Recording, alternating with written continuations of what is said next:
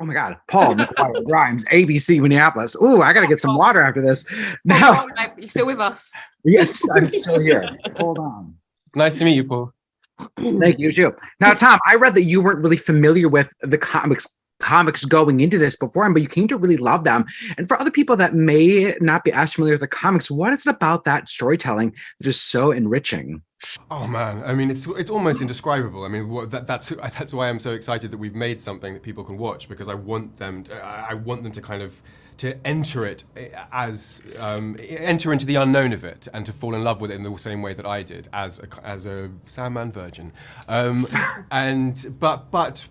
to put it simply, Sandman is about storytelling. And it's about the one thing that unites all of us, no matter who we are, where we're from, whether we be human or dinosaur. We all dream. And therefore, all of us can find something inside of this that we understand and that we care about, because it is about our dreams.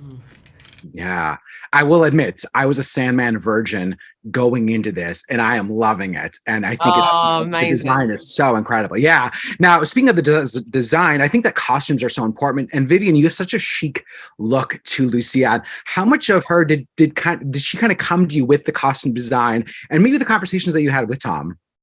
Okay, so in terms of costume, Sarah Arthur, our costume designer, was absolutely incredible. And it's all lifted from the comic, because Neil is just in every part of this. It was what was in the comic, and then we've just realised it on Lucienne. And yes, when I stepped in, those first few fittings that I had, I was like, oh my God, I love this. Can I take this? Is this smart? And they were like, no. And I was like, again, I'm not being allowed to take stuff home. But that was incredible. And in terms of me and Tom's relationship, again, we're so lucky. I feel so incredibly lucky as an actor, because I've got this rich source of material that I can pull from.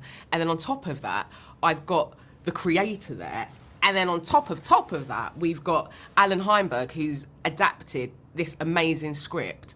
So I just felt so lucky to be able to go on set, on this amazing set where things are real and you can touch stuff. And then I'm with Tom, who's extraordinary and mesmerizing, and we just get to play and discover, and it's a very real thing. So I think that it's like no other job that I've ever had before. I think that's incredible, and you can feel that kind of sense of play and imagination with this world. Tom, the comics come with, this comes with massive expectations. Are you an actor that kind of feels that pressure? Does that affect your process at all? I think you would probably be lying to yourself if you could ignore it, and it does. It certainly brings trepidation, but you have to use that energy and to focus you. And unusually with this, the responsibility I feel for the kind of the films that has already been made in the heads of fans, the responsibility to realize that, and to essentially realize their dreams of Sandman is not dissimilar. Or at least a sort of much smaller version of a responsibility that Morpheus has for the dreams of everyone. And so actually that kind of burden was a key into beginning to explore him. That's a really interesting angle that you took with that. Vivian, you were just at Comic-Con this weekend. What was that experience like? Was that your first time? Yeah, first time, overwhelming, incredible. I was like, oh my God, what? And I was. And it was amazing to just share it with the fans. Like, we saw that epic trailer all together. Yeah. We experienced that all together. We all turn around. And I'm like, we'd never seen it. Oh, wow. My God. Yeah, we'd never seen that. I got goosebumps and I teared up a little bit. And it's not even because I'm in it. Okay, maybe a little bit. But it's also because it just feels very special. This has taken like 30 odd years to make, and it just feels very special. And then you've got the creator who is there with you, also experiencing it. I feel like I'm part of something very special. Yeah. Yeah, incredible. I got the rap. Tom, my husband and I saw you in Seawall Alive. Brilliant. So good at the Hudson. So congrats again. Thank you so much. That means a lot. Yeah. McGuire Grimes, Kirby, Gwendoline, Jenna. It is really great talking to all three of you today. I'm really enjoying the Sandman. So thank you so much for the time. I appreciate it. Of course. Thank you very much. Yeah. Now, Kirby, I want to start with you. Episode 6 is one of my favorites of the series, and your performance as Death and all the questions that it brings up are so thought-provoking. The language, does that then affect your own personal views on life and death and the roles that they play? Yeah, I mean, how can it not? I think you're not given the opportunity to play a character called Death without doing some deep examination into death and what that means, what loss means for you personally, but also what that has meant throughout time. I mean, I'm so fortunate in that most of the time when you have a character, you have to do all the digging and you have to sort of like patch together who this person is and where their past and their present. Whereas, you know, I'm essentially playing a concept that is as old as life itself. So I had endless material to sort of sift through and find inspiration for this character and who she is and what she does and what her core function is. That's beautiful. Yeah. Oh God, some of those scenes were just so heartbreaking. Gwendoline, you know, between Game of Thrones, Star Wars, The Hunger Games, and now The Sandman, the genre, I mean, incredible pieces. Does this genre just allow for more play and imagination? Is that what kind of keeps bringing you back? I've been really fortunate. I've been really fortunate, but I've also found people that really want to be creative, be collaborative, do something new, and it seems want to hear what the artist has to say as well. It's not just a question of being in service of an idea and that's it. These have been extraordinary collaborative experiences. I feel unbelievably lucky because these are really beloved projects. They're material that's been around for a long time, a deep part of people's lives. You know, I've been in some of them and I feel that responsibility. At the same time, it is a real pleasure and a thrill to be a part of these things. And I loved Neil Gaiman. I loved his voice and his soul and his honesty about the world and his hilarity and real beauty. But they wanted to hear what I had to say about Lucifer. And who doesn't, particularly at the moment, want to mine the idea of what evil is? So it was a thrill. Also, I find that this was a realm which wanted and allowed me to be completely fabulous. And it was thrilling to play Lucifer in that way. It was someone with boundless yet brittle confidence.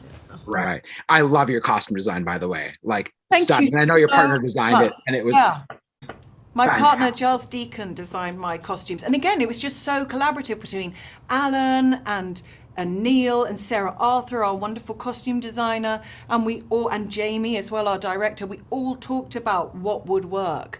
And that was great, particularly during a time of confinement, to have that creative exchange. That's amazing.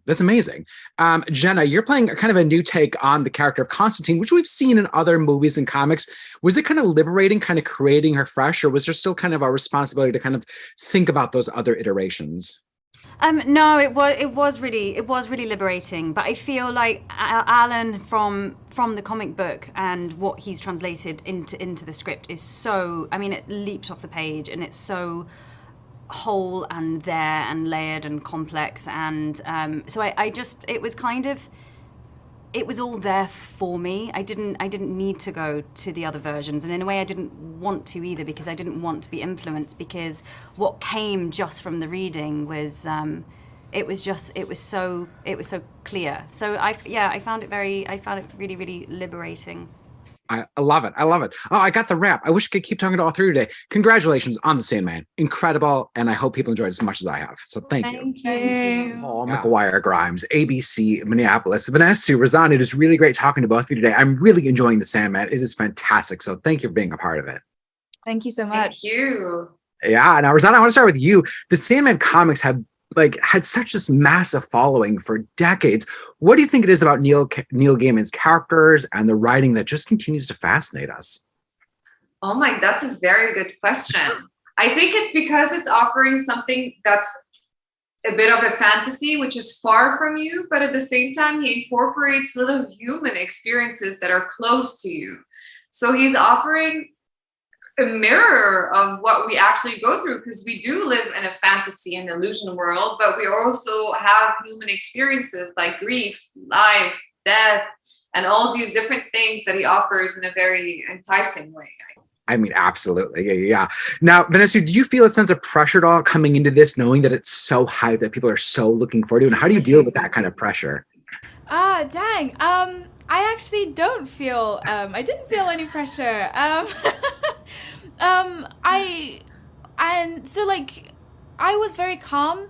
I tried to be calm. I don't actually take too many things like too seriously sometimes. I don't see them as such a big deal sometimes. This obviously is a big deal, but the pressure of that didn't really come through. And I just allowed myself to stay calm, because you can get wrapped up in it. You know, there's so many people being excited and there's so many people asking about the pressure that like I could lose my head and I could, you know, feel too heavy about it. But I just, you know, taking it day by day and, you know, doing the best job that we can. I think that's the only way really to go about it. Right. Doing the best job you can. Yeah. Rosanna, do you feel the same way? How do you feel with the pressure? 100%. No, not that. Maybe I'm saying this now because we're not close to August 5th, but maybe you should text me on August 6th and check how I'm feeling. But for any job that I do in general, I just like connect to the story, to the realm that you're trying to express, to the emotions that you're feeling as a character, and just do your best, give it your all, and then just let it go and have a life of its own. I feel like if you're attached to the result a lot, it could be your destruction if people don't necessarily respond the way you want them to respond to the role. But I have general, like, very high expectations in the sense that I feel that people are going to connect at least to our story together, because it's a very human thing that we're going through. Yeah. I mean, you talked about the fantasy element earlier. Do you find that this genre just kind of comes with more play and imagination? And does that kind of inspire you more as an actor? Yeah, I mean, the world is your oyster. You can go as far as you want to be. And as a person who's extra like me, that's like the music to my ears. I get to do anything? Sure. Right. Yeah, that's amazing. Now, were you both just at Comic-Con? And if so, how was that experience? What was it like being there? I wasn't. Vanessa was. Yes. I was at Comic-Con and it was a great thing to experience. You know, we had a lot of press, a busy day, very tiring, but very exciting, very fulfilling. We went into the hall and I didn't realize at the time, but there were 6,000 people there. And I was just like, wow, that's a lot of people. But just a great experience overall. Yeah, Neil talked about showing that. I mean, Tom talked about showing the trailer, and then Neil talked about the sequence with death, that scene that was showed, and everyone kind of realizing, okay, this is Sandman. What did you think seeing the trailer for the first time? Oh my gosh, it was just it was literally so epic.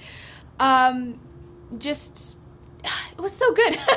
I have nothing else to say. Because we were cocooned while we were filming. We had our little, because every episode is a standalone kind of episode in a sense. So we didn't get, at least I didn't get the other episodes. So we were really living in our little cocoon in the middle of COVID with everybody wearing masks and in this surreal world that could be like a fantasy if you're twisted like that. It's like, oh, I just don't want to see faces anymore.